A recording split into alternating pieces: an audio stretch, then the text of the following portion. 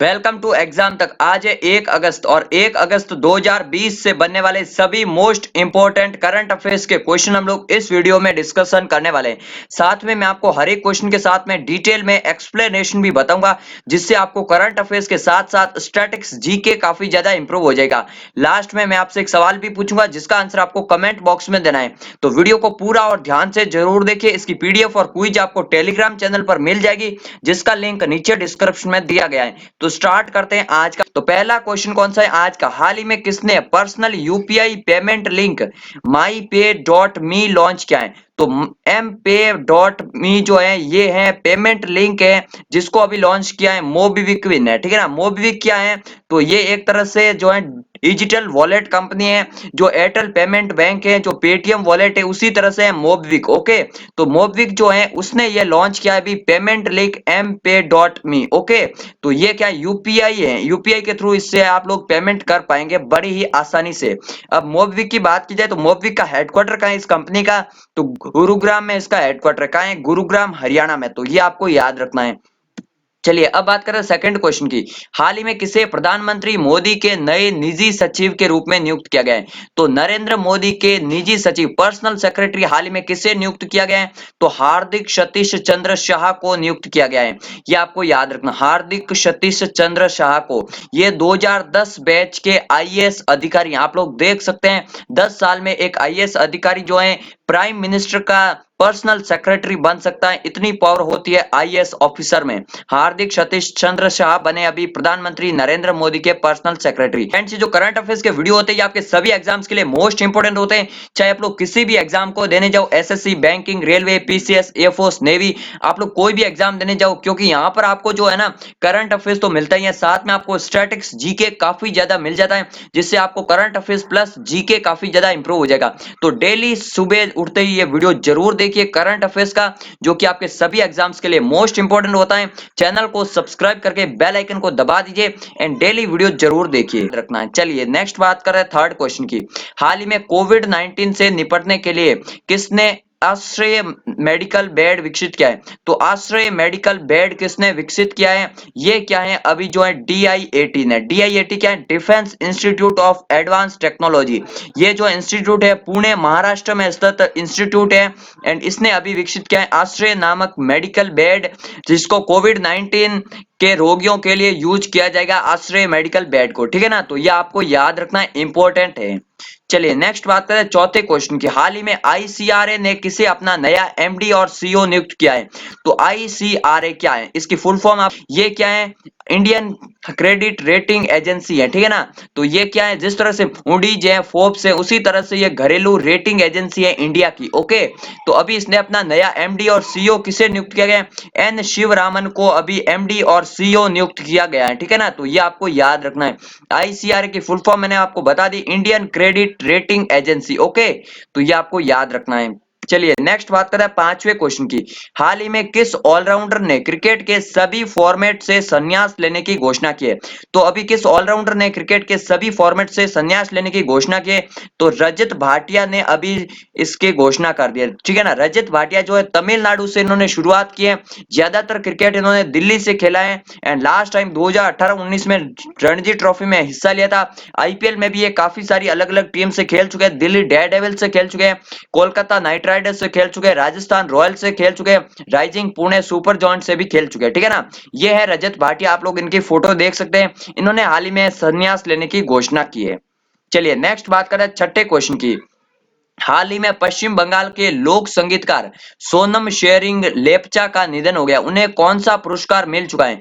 तो सोनम शेरिंग लेप्चा, उनका जो है हाल ही में निधन हो गया, इन्हें जो है 2007 में पद्मश्री पुरस्कार से सम्मानित किया गया था। किस पुरस्कार से? पद्मश्री। भारत का जो सर्वश्रेष्ठ पुरस्कार है वो है भारत रत्न, उसके बाद है पद्म विभूषण, फिर है पद्म भूषण, और चौथे नंबर पर आता है पद्मश्री। तो ये आपको याद रखना है, पद्मश्री मिला है इनको। अब ये पद्म पुरस्कार जो है शुरुआत कब हुई इनकी?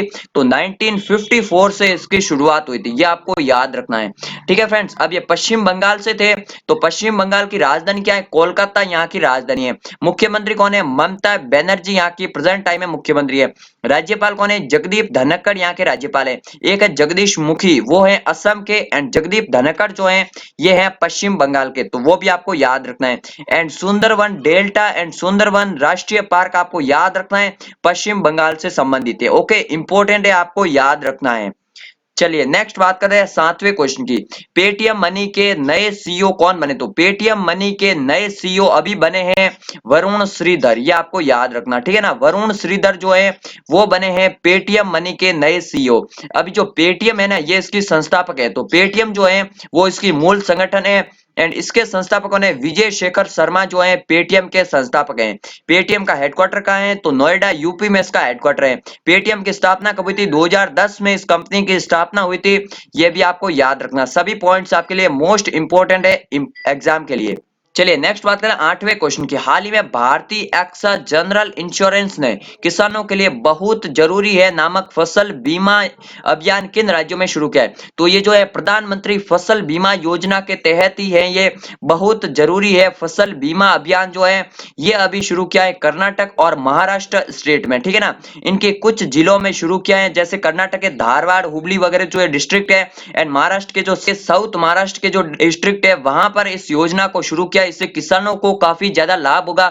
इस योजना का नाम है बहुत जरूरी है। ओके, तो एक्सा जनरल इंश्योरेंस ने शुरू किया है, ये आपको याद रखना है। ओके, चलिए नेक्स्ट बात करते हैं 9th क्वेश्चन की। हाल ही में किस अंतरिक्ष एजेंसी ने मंगल पर जीवन की खोज के लिए प्रिजर्वेंस रोबोट लॉन्च किया है? तो प्रिजर्वेंस रोबोट जो है अभी नासा ने लॉन्च किया है, इसको मंगल मिशन ने है ये। अब मंगल मिशन जो है आपने पिछले कुछ वीडियोस में सुना होगा, अभी जो है यूएई ने भी अपना मंगल मिशन लॉन्च किया था, उसका नाम क्या था? होप उसका नाम था, ठीक है ना। एंड उसके बाद चाइना ने लॉन्च किया था, उसका नाम था तियानवे-1, एंड अभी ये नासा ने लॉन्च किया है प्रिजर्वेंस। तो ये तीनों ही जो मंगल मिशन है जुलाई 2020 में ये लॉन्च किए, एंड ये तीनों ही लगभग फरवरी 2021 में मंगल की सतह पर पहुंच जाएंगे, ठीक है ना। तो ये आपको याद रखना। मंगल ग्रह को फ्रेंड्स लाल ग्रह के रूप में भी जाना जाता है, वो भी आपको याद रखना। अब नासा ने इसको लॉन्च किया है, तो नासा की फुल फॉर्म क्या है? National aeronautics and space administration. ये जो है अमेरिका की स्पेस एजेंसी है, इसका हेडक्वार्टर कहाँ है? वॉशिंगटन डीसी में इसका हेडक्वार्टर है। इसकी स्थापना कब हुई थी? 1 अक्टूबर 1958 को। 1958 को फ्रेंड्स जो डीआरडीओ की भी स्थापना हुई थी, एंड डीआरडीओ जो ऑर्गेनाइजेशन है वो काफी ज्यादा इंपॉर्टेंट है, आपको याद रखना है। चलिए नेक्स्ट बात करते हैं 10वें क्वेश्चन की। आज का लास्ट क्वेश्चन है, शिकागो विश्वविद्यालय द्वारा जारी एयर क्वालिटी लाइफ इंडेक्स में भारत का कौन सा स्थान रहा है? तो अभी शिकागो यूनिवर्सिटी ने जारी किया है एयर क्वालिटी लाइफ इंडेक्स, जिसमें भारत का दूसरा स्थान रहा है। तो अभी ये जो खराब स्थिति है, कोई दूसरा स्थान अच्छा स्थान नहीं है, ठीक है ना। पहला स्थान किसका रहा है? तो बांग्लादेश का रहा है पहला स्थान, ठीक है ना, ये आपको याद रखना है। एंड भारत का इस रिपोर्ट के अनुसार सबसे प्रदूषित शहर कौन सा है? तो उत्तर प्रदेश की राजधानी लखनऊ जो है भारत का सबसे ज्यादा प्रदूषित शहर है। लखनऊ किस नदी के किनारे? गोमती नदी के किनारे है लखनऊ, एंड ये लखनऊ अब इस रिपोर्ट के अनुसार भारत का सबसे ज्यादा प्रदूषित शहर है। तो ये सभी बातें आपके लिए मोस्ट इंपोर्टेंट है।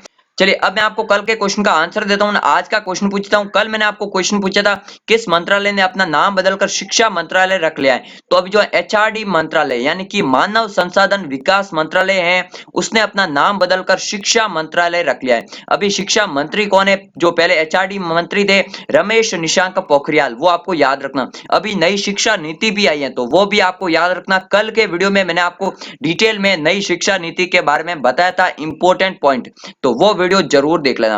अब बात करें आज के क्वेश्चन की, इसका आंसर आपको कमेंट बॉक्स में देना है। राफेल विमान का पहला बेड़ा किस एयरबेस पर पहुंचा है? तो किस एयरबेस पर जो है राफेल के पहले 5 फाइटर प्लेन जो है वो पहुंच गए हैं, इसका आंसर आपको कमेंट बॉक्स में देना है। उस एयरबेस का नाम लिखना है, एंड चैनल को सब्सक्राइब करिए डेली वीडियो के लिए।